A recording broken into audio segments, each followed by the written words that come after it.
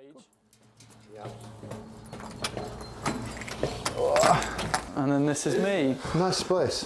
Got a flashy chair than me. A bigger chair than me you've got. You've got the jobs going? Oh, we'll see. We're looking for maintenance operatives. Did you bring your CV? I'll make a good cup of tea. Nice chair, all right. Really nice chair. Thank you. Yeah. Quite angry of the amount of stuff that I didn't know. Yeah. Really? Yeah, absolutely. What did you do, O&D or H&D? I did O&D. Yeah, I did O&D. I did O&D landscape, and you know, and I came out with massive gaps in my knowledge. Yeah. Huge gaps.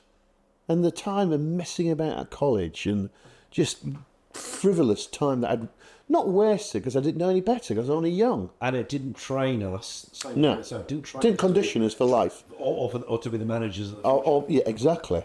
And certainly, so, and I think that fundamentally sums up the industry. Full of a lot of artisans, a lot of passion, but no business acumen. Don't know the numbers, don't know the sums. But that's how I've got a business, really. No, but I think actually there's over the last probably decade, there's some really bright landscapers now are actually understanding it's not just being busy fools and understanding the techniques of building landscape. It's actually understanding business and the art of doing business and doing it profitably. And doing profitably and actually being able to talk confidently about numbers and money. Yeah. Because, you know, the technical thing is absolutely incredibly important, but I think actually running business and talking about money and understanding how your day works. Yeah. A mass. So, you know, like half, as I said to you, like half that consultancy with landscapers, you know, I could not tell you how to lay a porcelain patio. But you don't need to. But I could tell you if you're doing it profitably or not. Yes. And, you know, I think we just need to really focus a little bit. I mean, that's the sort of stuff we're doing, isn't it? Well, that's what I've got you. Exactly. I do know how to make Of course you do, patio, yeah. But, you know, what I need guidance on, especially every time we change something within the company or we set, you know, I first got Neville over probably 3 years ago now, and I think this is our third catch-up. But whenever something changes or whenever there's a growth plan or monthly operational cost change, you know, I have to fact check what we're doing against somebody who can give us technical feedback. I mean, otherwise, I'm sort of guessing. You know, I can obviously have a real good look over our numbers, and I know what my overheads are, and I know what we should be charging. But to be able to, you know, when you're running a company on your own, I haven't got anyone to double check that with. And I know that, you know, when I'm with you and I'm with a load of other clients, I really bang on about understanding the numbers because you know I run my business on this mantra: you can't manage what you don't measure. And, you know, putting in these, encouraging people to have measurements. Yeah. Checks and balances. Yeah. It's really important. Yeah, it is. But you know, because, you know, when you go to horticulture college or when you go to landscaping, you know, you're keen on plants, you're keen on landscaping. That's what you want to focus on, isn't it? And you know, perhaps naively we don't think about the money at that age. But when I was chair of the APL, so I ran it for six or 7 years as chair. But one of the things we put in was the business improvement scheme. Yeah. Because there's the whole thing about actually getting in a room and sharing information, sharing problems, sharing, and signing a kind of NDA that you don't divulge it, and it's not, you know, I think it's really important. But you know, really important. You know, I remember being in a hotel in Guildford. You know, we had Norman Handbrook. I think we might have James Still Sargent in the room. Stormy Norman. We had a few others. And we were going through profit and loss accounts. Yeah, exactly. We were contrasting, you know, ratios. Yes. We weren't perhaps talking about the cash amount. Yeah. Well, you were, you know, and I remember one of these landscapes saying to me, Neville, he said, I'm doing really well. You know, when he starts looking at his percentage net profit.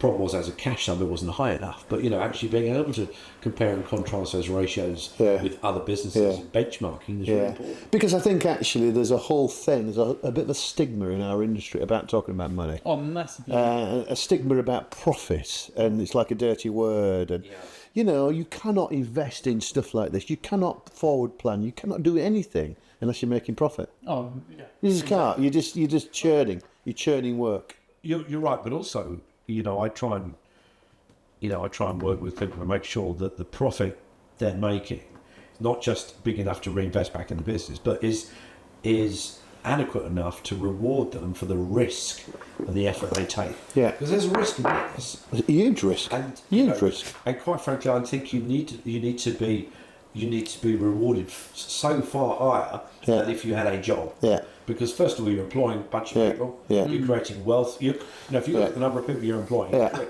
I mean, how many people you're employing now? 87. You're creating wealth for 87 people. That's what you do. Yeah. You know, you do. But the thing is, you mentioned a key word is that I use it a lot: risk. You know, what is the risk to the business? Yeah. So if you look, see, a lot of artisans will look at a job and say, okay, to do something like tree, for instance, and take that away it's going to cost me £2 million a day, a bit of muck away, and that's what they do. But that's not the cost of the job. Yeah. So the cost of the job is the risk and what they're going to damage underneath it or whatever.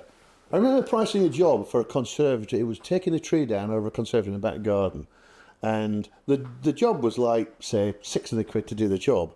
But that's not what the job cost. Right. If a tiny piece of wood had gone into that greenhouse, a window, you got a glazier out. So the real cost of us pricing that job was something like £1,500. Because it had to equate for the risk in case something went wrong. But I think, in terms of that risk, I think there's also a risk that a lot of people don't think about, and this is, particularly as you're trying to identify which market you're going for, is there's that opportunity cost. If I do this job, actually, could I be doing a far more profitable job with my time? Exactly. And the thing is, so really, when I stand up and talk, I basically manage risk for the company. So I go look at that job, and there's not a job we can't build. There's not a job I can't do. But now, do I want to do that? It's on a slope. It's in winter. It's da-da-da-da-da. What is the risk to the business? And it's better to just kind of walk away from some stuff and actually concentrate on the stuff that you can make money. And when you think about the risk, I don't think a lot of people think about this, but do you think about the, what's the phrase I'm looking for? The risk to reputation. So there's a reputational risk. Every time I go to Chelsea Flower Show. Really? Well, so what absolutely. it looks like on your portfolio, or if it well, let's say there's if it goes wrong, I mean, and it could go wrong through no fault of your own. Oh yeah, absolutely. There's a reputational risk, isn't there? To whatever we do. If I give, absolutely.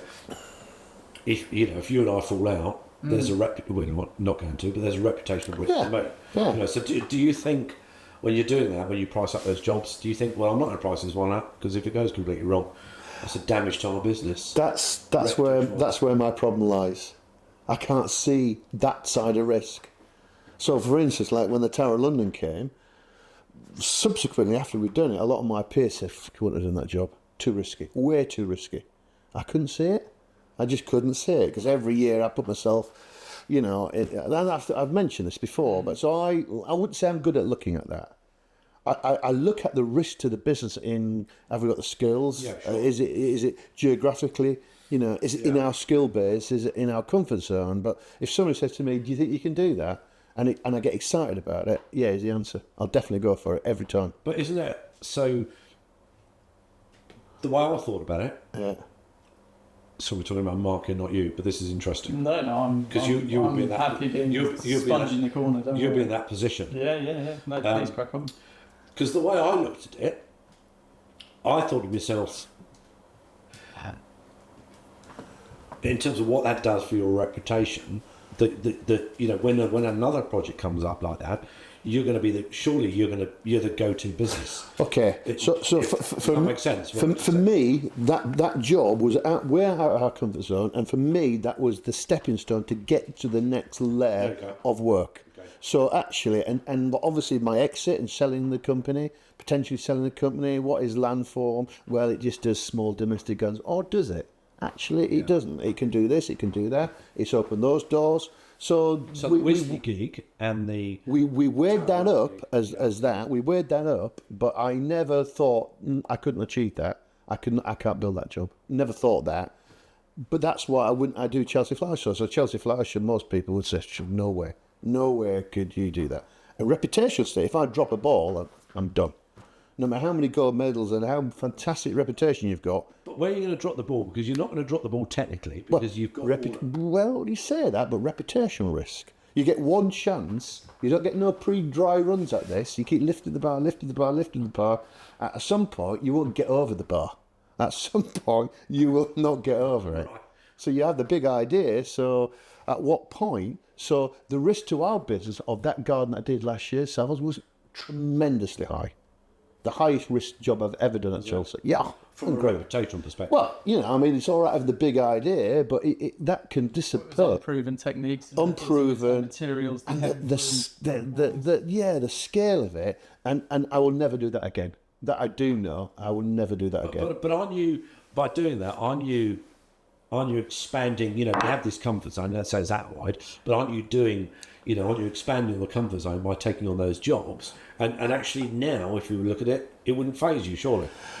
Well, absolutely, but then this is the crux. So when you're Ollie's age, you are, you want to take on the challenge. You've got that risk. As you get to our age, you start worrying about risk. You start over analysing, and I've done that before. It didn't work. Whereas Ollie, he hasn't done it before, so let's go for it. We're gung ho. We've got all that vitality, and we've got all this drive and ambition, and that's what you need.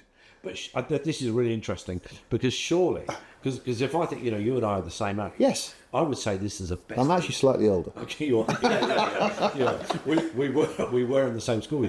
Absolutely. Let's remember that. Okay. So presumably we liked some of the same music at the time. Yes. Punk. Yes. New wave. Everything. Selector. Everything. Ska. Yes. Brilliant. Absolutely. Did you like disco? A little bit, yeah. I did. Absolutely, I did. I love music. Are you familiar with these terms we're talking about? Yeah, no, I am. Disco is not something I would think something I'll probably skip past quite quickly. But It's a guilty, dirty secret. Yeah. But actually, we have a similar music taste, don't we? Yeah, with Americana music. Nathaniel Rateliff. Yeah. So what I was going to say is that I feel I don't mean this from an arrogant perspective, but it's age. I feel I'm most confident and secure in who I am and what I do and what I say. Yes. And actually, in some respects, if things don't work out, I can almost live with that now, because I don't know. It's just there's so many. I've got enough business and enough customers and potential customers that if it doesn't work out with one, that's fine. It doesn't impact the business too much. Yeah. No. But of course I'm not playing around with big sums of money like you are. No. It's not. Or with people's jobs. I don't think it's an arrogance on my part. I genuinely do. But when you say about kind of risk to the business, I look at jobs. And I look at jobs, I really, really critically look at them and say, and as I said, I live on 3 codes. Can I dine out on it? Can I make money from it? And is it fun? And they're the only 3 things that drive me forward. So if I'm not interested in just turnover, so just doing a job to make a load of money, I'm not interested.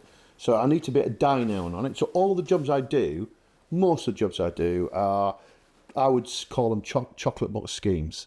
Okay. People talk about them. Yeah. And I can lecture from it, and I can so I can dine on it, and I make profit. I try to make profit, and it's fun.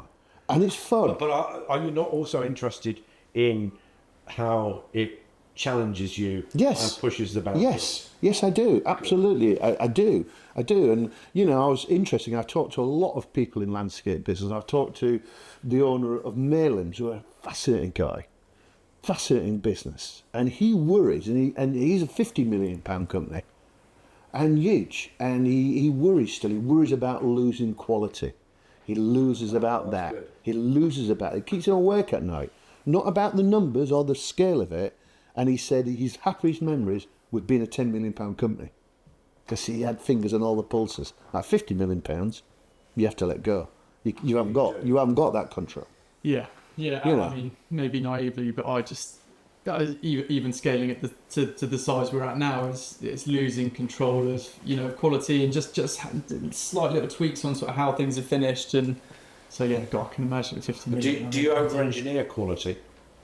I think so, and that's normally at the detriment of profit, because it's I'm not afraid to pull because we're trying to grow. It's what we do now is the foundation that we're laying and like the projects that we're leaving behind. That's what we're being judged on. That's our portfolio. Sure. I can't grow off cut corners and shadow details. And, No. so yes, it means that our jobs are taking a bit longer, and the guys might get fed up and but it's how they learn, it's how they develop. It's important that There lies the problem. So if you're driven by quality, and as professional landscapers, we have to be driven by quality. Absolutely. Then it's really, really hard to then get the guys to change quality. Yeah. You know what I mean? Like, Yeah. well, this one doesn't matter as much. Well, So you can't be in the budget market and you can't be in the high end. correct. At the same time. Not with the same people. No. Not with the same different people. teams, but absolutely. Yeah. And some of the because we're driven for quality, some of that comes against us because things have got to be absolutely spot on right, and that costs you money. And the outputs that the estimators have allowed, sometimes we're not doing the outputs. Yeah. And the problem with quality is that it's a perception, isn't it? You and I might look at some product and we might think we might perceive it to have a different quality. It's an interesting point you make about do you over-engineer, because I believe we do. I believe our company does. And I believe that, and the problem is we can't be everywhere to see that. The amount of haunching we put in, the amount of... So you might we're over-engineering. The footings too deep. For Correct, and we just overdo it, and the client doesn't matter. The client, and it's not going to affect the job, but we're wasting money. And the problem is when you're over-engineering, and the weather's look like it is, there's no fat in the system. So all we're doing as an industry, I'm talking broadly, because we ain't making money. We're not making the returns when it's so wet. So if we look at so we talked about so you could dig the footings too deep or too wide. Yeah. I'm not technical, as you know, but Well, yeah, it's a principle. and that can happen. Yeah. So how do you stop someone on site digging those footings too deep or too wide, over engineering, if you like? Communication, revisiting, analysing, washing up meetings. Things like we over-engineered. We did a job recently where we concrete edged the metal edging on a drive. Now the drawings didn't say we had to do it, but just because we want to do the right job, what happened? Because we're trying to do the right job. In last summer, heat came out, and burnt off the grass. We ended up breaking out all our own work. And that's a classic case At of the cost to you. at the cost of us, because it wasn't on the spec. We didn't do it as per spec. We over-engineered it. It cost us. So I think absolutely you can. And I think actually communication, you've got to keep talking. You've got to keep looking. And I would say every single thing that's gone wrong in our business comes down to communication. And also, so because you're not on site now, And when you're on site, you weren't over-engineering because you'd be certainly bang on. well, no, I was over engineering. Were you? Yeah. No, but in terms of over, so let's go back to that example of the footings. Yeah. You might have over-engineered those. Yeah, I mean, I whenever I was on site, I was always, if the ground was a little bit soft, and this we're obviously just talking about foundations, but it's an analogy that you can use for anything. If the ground's a little bit soft or it's made up, or it's just if there was ever two options, it was always going for the over-specified, more involved option. I mentioned that because I saw your haunching on one of the YouTubes last week. I think it was Horsley, maybe. Okay. And there's a lot of concrete in there. Okay, good. I'm just saying, it's good, but that's something as an Concrete. Well, I mean, I'm not saying because we do the same. And that's why maybe there's a way that you can use technology. The lads do a video or once a week, or they talk you through, so you got that intel. Yeah. But if it's way above the quality that's required for that particular job, why do it? Well, you're wasting resources and time. Exactly. You're burning time. And as I said, I do believe. However, but there is that element of integrity. Integrity has to play a part. Yeah, and I mean that site specifically with all of it's a complete quagmire, So those guys are setting in edging into made up ground, where we've had, we've put in 400 mil of soil all over that whole thing, and then it's just been rained on for weeks and weeks and weeks. So they know that they need to make sure that it doesn't move once. It's difficult to make money in situations like that. Yeah, it is. In the winter, there's definitely it's just keeping you guys busy and motivation up. But profit definitely. This is a great discussion, actually. None of this is planned. It's fantastic. It never is. That's why it's why it works. Are you getting me in the shot as well? And he's not recording. If he doesn't think we've started, then now I'm Now we're going to start now. What was I going to say? I was going to. Yeah, well, can I just? It's something Neville and I were talking about earlier, and it's obviously a lot of what I'm doing is trying to, and they're sort of still figuring out how to do it, but figuring out what's right and what I actually enjoy, but building a bit of a brand and social media, talking to a camera and. Yeah. With you and being at a stage in a phase where you're thinking about an exit, how conscious are you with having your face and your name tied to Landform? Good question. And then how do you think exiting, what impact do you think your brand and you personally within the industry, what is that going to have limitations to selling Landform and to passing it on to someone else? No. I think it's a very valid point. Because we were talking about Neville's asking and rightfully so, and it's not something I have the answer for, but with everything that I'm doing and the brand I'm trying to build, is if it grows into this amazing thing, which I believe it can be, but it's so affiliated to me and how I run business. Is it ever going to be sellable? Okay, it's interesting. Okay, so my argument to that would be EasyJet. When EasyJet launched, it was all about Stelios. It was everywhere. He was on his planes, he was walking aisles, he was everywhere. Wasn't that true? It was true. But everywhere. And you could say the same thing with Michael O'Leary's and Ryanair. Correct. But actually, no, I think you build a system. You build a system, and I think anybody's irreplaceable. Yeah. And I think, obviously, if you sell a business, they'll tie you in for 3 years, 4 years, or even more, possibly. You could still create some income for yourself by providing consultancy. Correct. 2 days a week, 2 days a month, or whatever. That's of course subject to the fact that you're not naming the business after yourself. Correct. Yeah. If you called yourself Gregory Landscapes, then that's going to be slightly different.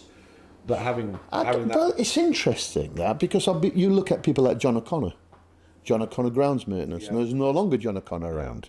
Now that name, that brand would go on. Okay, his son's running it, but somebody could just buy that up. So I don't think it's just like I can use like my wife's a solicitor. Every single law firm is the surnames of the founders, and they're for the firm she works for. I don't think they're alive or their family have anything to do with the company. So I think we make a really interesting point here. So if we look at my business, it's me. It's not saleable. People hire me or don't hire me. But we ought to put that in there because of me. Yeah. So you hire me because you like me, or you don't hire me because you don't think I'm the right person for you. That's fine. So, but how can I sell that? Because I can't. My business is bigger than me. Sure, but mine isn't. No. But so I mean, maybe naively, but that isn't sellable. Surely it's not sellable. It's not. No, of course it isn't. Because you're dealing with me because of me. Yes. And so, how can I... I mean, you can take on somebody and train them up and bring them around with you and, you have like a 5-year transitional period. Correct. Or something where they've got an opportunity to get to know your clients, their businesses, how you work. I could do, but I'm a bit of a control freak. And I don't think I'm a team player. Yeah. So I think I would make that difficult. So actually, I think there's a lot of small one-man or two-man landscaping businesses that are so intertwined with who the business owner is. It's just a lifestyle business, isn't it? So lifestyle. So what I would say to those people is, they're unsaleable businesses. Not exactly that. Which is what I've had to do. So I very quickly realised in 1995 when we set up that what I'm developing here is not a saleable business. So I've needed to look at additional income streams. To create a fund of retirement. I'm not going to retire as long as my health comes out. So, but that's the important point. So I think if you're a one-man band, you've got to really start maximising the profit. You've just got to understand what it is that you're. I think if I had my time again, I would have a different tilt on life. I would have I would. I'd focus a lot more on growing my maintenance. Yeah. And then I would cherry pick How the far landscape. into landform were you before you started thinking of what an exit plan would actually need to look like and what you needed to get the company? I wish I'd done it kind of 10, 12 years ago. Yeah. I mean, we've always had maintenance. Yeah. Because I've always done commercial work, and commercial work has to have defects liability work. But I never realised the importance of it. And the domestic maintenance has been pretty high end. Are you tapping into places like St George's Hill and whatever? Yeah. Okay. Yeah, those kind of clients. So we basically offer that as a thing. And I think it's more profitable, it's less risk, and it's saleable. Yeah. It's saleable. So, as growth by acquisition, so these big companies tap up. Well, we see nurture landscape. Correct. Fine. 100%. Landscape Yeah, 100%. And our maintenance is really, really important. It's very important to our business, and it balances out the cash flow as well. Yeah. So I would say my biggest thing to any landscaper is focus on the maintenance. Well, that's what we've been working on today, isn't it? The maintenance is so Putting that important. plan. It's so important. Yeah. It's so important. The problem is, I'm excited by the chocolate box schemes and Yeah, that well, they're the ones that set the brain alight, aren't they? but also risk to the business, Yeah. financial risk. But if you want you to make money on exit and you don't want risk, stick with maintenance. Has I suppose, I mean, for me being in business, in the landscaping nursery business, guys, I think one of the real plus sides is some of those things that are intangible to put a price on, but real benefits. So, for example, getting invited. So I think 2 weeks' time, I'm going to the Master of Horticulture RHS Awards ceremony. That'd be a great day. I'm not earning any money out of it, but a great opportunity to be there, and a real privilege. Have you found that that your business has given you those sort of real added bonus days? Every month I get a bonus day. Right. It's amazing. Mainly through the profile of Chelsea. Just come in. Yeah. So exactly. This is a bonus day. Exactly. No, but I think I definitely think 100%. Just because of the profile of work. Yeah. Would I have got the same bonus days from doing kind of grounds maintenance or garden maintenance? Maybe not as much. Probably not. Because the work that we've done is really high profile. I mean, like Chelsea is open doors to any civilised community in the world that has horticulture. And we've got an international brand. Everybody from Australia have heard of our work at Chelsea. Yeah. So things like that are really special. That's the plus of it. That's why I do what we do on the construction side. Yeah. But if you'd said to me, risk averse, how to exit, really focus on your And maintenance. would you miss all that though? That buzz that Chelsea. Yes. If you did Yes, I work, would. you've got to keep going. Yes, I believe I do. So the phrase I'm using now, because I've been reading a book about avoid retirement and stay alive, because I could have written that book. because I don't want to retire. I don't want to retire either. So the phrase I'm using now is, if people say, are you going to retire? I'm going to say no, but I'm going to change the pace. That's a good way. So- That's a good way. So, so I'm going to keep I'm going to working. retire. It's all planned. Really? I work. Well, people do.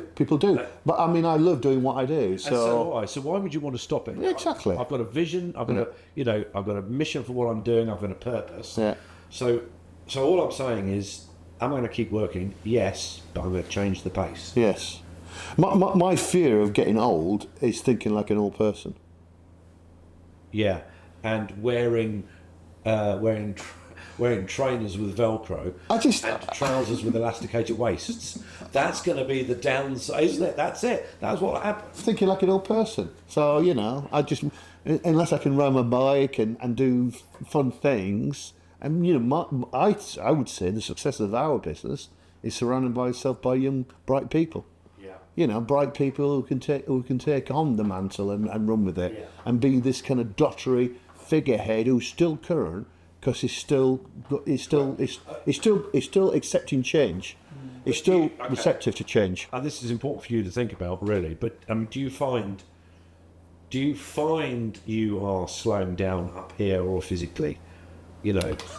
I mean, because I you know, like the Some of my stuff was it's been going on for years. Really? because, you know, we're getting on, you know, with a similar age, but I find I'm getting exhausted towards the end of the day, Yes. you know, and also, Yes. you know, I'm keeping myself alert, you know, intellectually, because I'm reading a lot, Yes. you know, probably Yes. like you are, Yes. and, you know, looking at a lot of new ideas. I don't Yes. believe there's staleness in terms of No. intellectual No. ability. What I do feel is, in terms of that the intellectual ability wanes towards the end of the day. Yes. I'm really, Yes. you know, Absolutely. and I'm finding You know, it's like the analogy is like, you know, you get a brand new mobile phone and it lasts forever. I'm the old battery, my battery's failing, and it still works. I just need to reboot it a lot. yeah, you're right. It's true though, isn't An old it? iPhone needs recharging more often. It's I need true. recharging more often. Absolutely. It still works, but not as fast as it used to do. Or it's got many apps. That's so. What can I?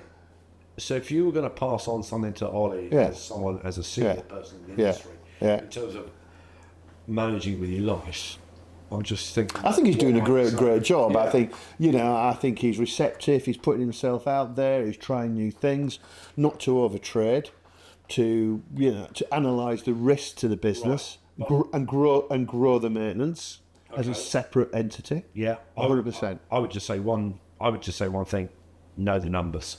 Manage business on the numbers. Yeah. I'd say from a personal perspective, I would say, well, I've been away a lot, particularly when the kids were young, and I just feel perhaps I wasn't as present at home. Yeah.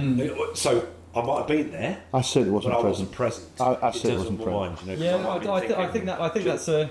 I certainly wasn't present. That's an inevitable worry for me. Yeah. And I don't know what I would be able to do. The only clarity I've ever had with whatever I do is the fact that I want to be a dad. You know, that's the only like real clarity. Whatever happens, if if I end up working at Tesco's, just as long as I'm a dad, I don't mind. But it's not just. I think there's a difference between a business owner and an entrepreneur. And if you're a business owner that is entrepreneurial, you know, and poor Jess, you know, she's commenting on the other day we were out for a meal, and I was just. I think it was good that something exciting had happened, but I was trying to plan something new and something's going on, and I just can't sit there and watch TV or just sit there, you know. I've got to be. But I think, you know, whenever we've been, But she knows that. She knows. What sure. she's got Okay. herself in. But I've always worked when we were on holiday, even with the kids. Yeah. I've always had the laptop with me. But I think what she's realised actually now is the fact that because when we did, when we were on holiday, when we were dating, etc., and I couldn't work, I would actually end up getting. You know, if I could see my inbox building, it would start to. You start to get angst about it. Yeah, exactly. Yeah, but actually, if I can just log on for a couple of, I know, that's all you she's need. chilling out, Yeah. but I get an opportunity to just Keep on top of it. things and just be responsive and make. I'm sure exactly things the are same. running. I enjoy my I am time as well. so I'm much exactly more, the so- same. Yeah, because actually I will work. Yeah. So I work every single day. Yeah. But on Sunday I might just been out, and my wife knows that actually that's good for me because I find that a lot less stressful. Yeah, of course it So is. Sunday for me is actually my most productive working day every week. I could not take a laptop on holiday and not check in on my emails because I know there's 60-day amounting up and it stresses me. Yeah. It really And freaks me out. Just in a bar with a laptop and a beer, sorting it out. Because then you come back from holiday as well, and it's if I haven't worked, You're on top of it. I know I'm coming back, Yeah. and I'm the last day or two of being away, I'm stressing, and then like my first day back is like, how am I ever going to get? And I feel so. It's like I shouldn't have even been on holiday because I'm now so overloaded. But you have to have a Stuff partner sort that out. understands that. Yeah. Thankfully, I've never had any grief from my wife, and I actually no grief from the children. Yeah. Well, I mean, luckily, since I've been with Jess, I've worked for myself, so she's always been. So she knows the story. Yeah, so she knows how my mind works, and she knows I'm always trying to develop and tweak things. And I think that's interesting. You're right, because actually, maybe it's different because your business is so much larger. But at the moment, the size of your business is it's so integral to who you are as well, to your family. Of course. And I think, and especially with the media stuff, like as soon as it's an added pressure as soon as I, just pick up my little camera and I'm all blasé and I've had this idea and blah blah blah. Like, I've got to do it. I can't. That's another. If I go public with an idea or something, and I'm conscious and cautious of what I do say, but if I tell, I've then got the added pressure of, oh shit, I've sort of said I've got to do that. So you are aware, of course, that being with the two of us is going to really rocket your profile. You are aware of that. Just saying that. So be prepared. Speak for yourself. The opportunities are going to come. Well, hang on, come on, look at you. No. Yeah, no, it's exciting. This is such an exciting room for me to be in. And that's what's really important is having the conversation. When I first met Mark, he came up onto it was at Chelsea on the David Harbour stand, and I was that close to not even bothering to say hi because I was so nervous.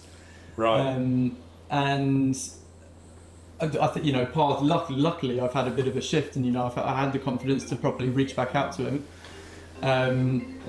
But if I don't reach out, if I miss those opportunities out, then but Mark's been very generous with his time to a whole bunch of people. There are countless. Absolutely. And perhaps if I'd reached the first person, if I'd reached out to somebody else and I hadn't had that, that amazingly receptive response, none of this would have ever really picked up any momentum. Because especially when you're coming out of your comfort zone, if those first interactions you have in this new comfort zone aren't positive and aren't receptive. But I think what this kind of thing's doing is talking about it's the art and making business fun. Yeah. And actually not thinking about that's the really dull, boring bit, but to actually fully understand it and engage with it.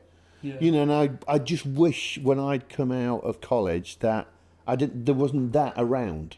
There was nothing, and I was fumbling and making errors. I mean, I ran Squire's Landscapes for 6 years, and I learnt a lot of mistakes in his business. And that's interesting. I think if I think about the sort of the first,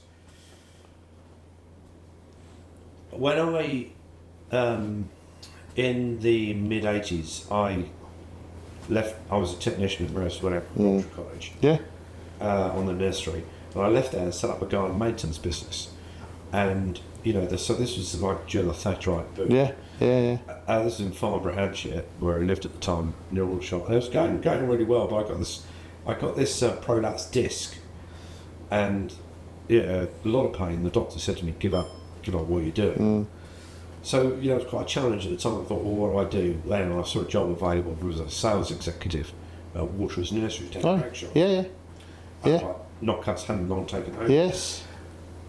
When I went there, I changed my mind as to or my view as to what I was. Yeah. I became interested in becoming a professional business person, more so than horticulture. Yeah. And so I think for me, that's what's really helped me in my career, is seeing what I was. I love horticulture, don't get me wrong, love plants, couldn't be better. Best industry to be in. But I saw myself as a professional business person, professional salesperson at the time, and I was more interested in that process of selling rather than plants, if you like. And interestingly, around me, it was I was surrounded by keen horticulturists.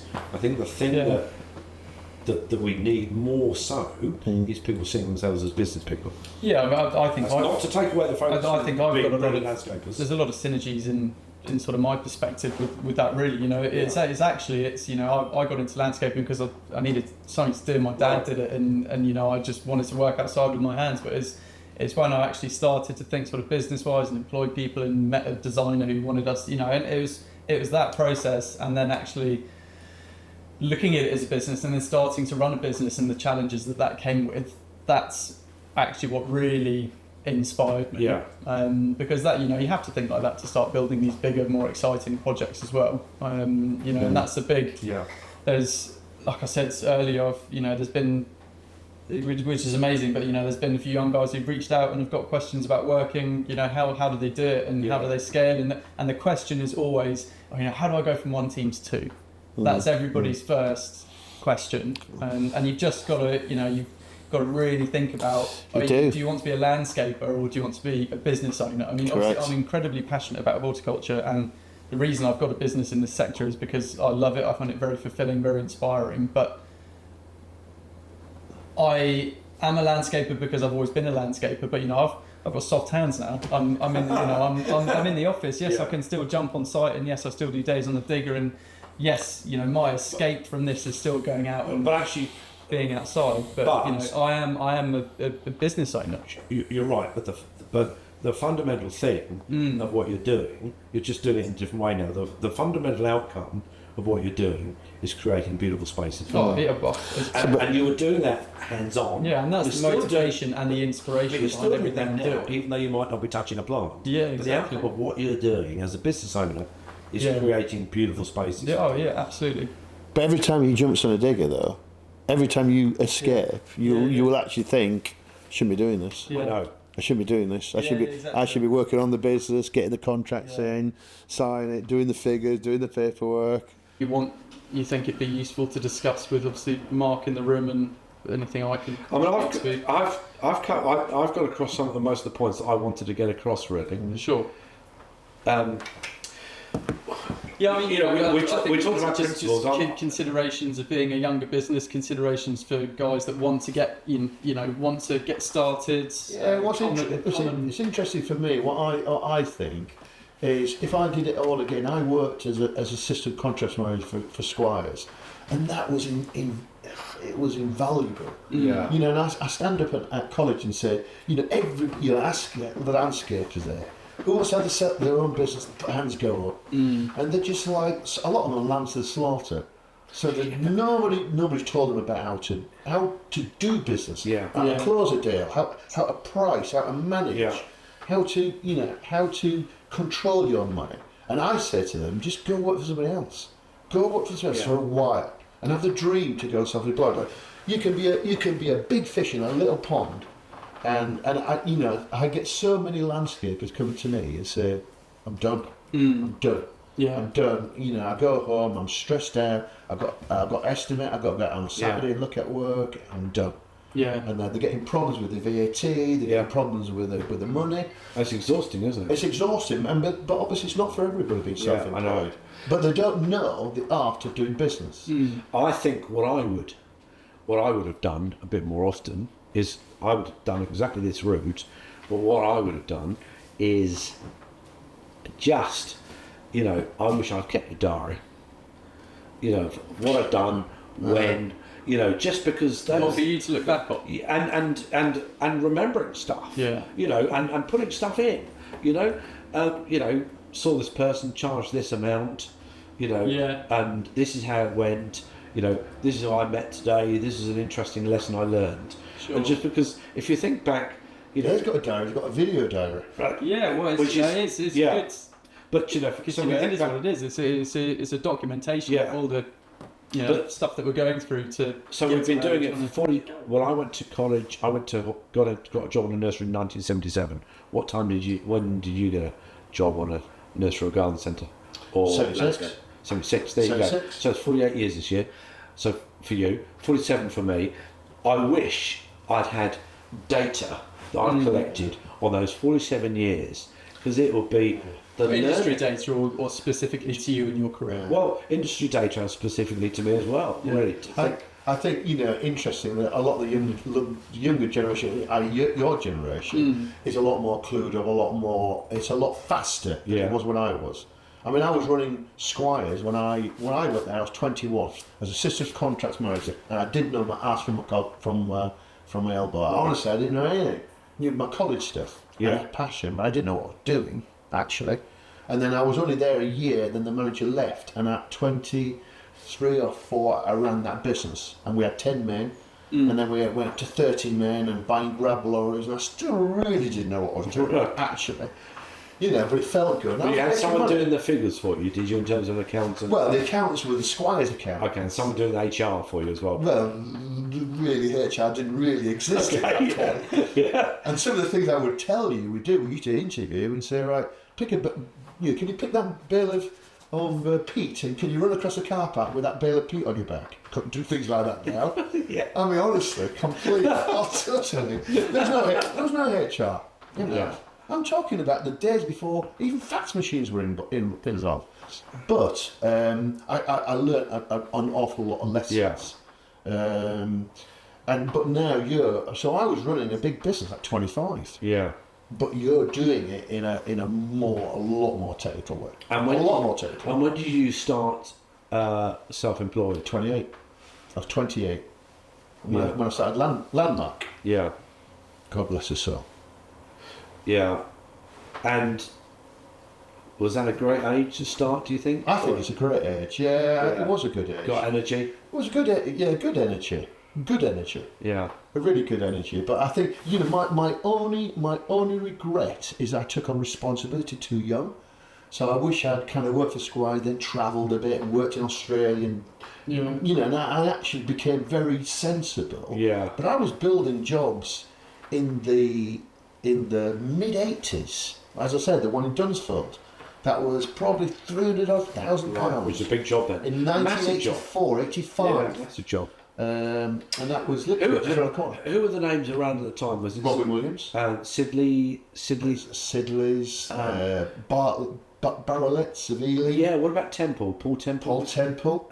Paul Temple. I've worked for Paul Temple. Some great names around at Paul that time. Temple he was probably one of the first really celebrity kind of contractors. Waters, of course. Waters. Massive name. Waters. I blooded their nose a few times.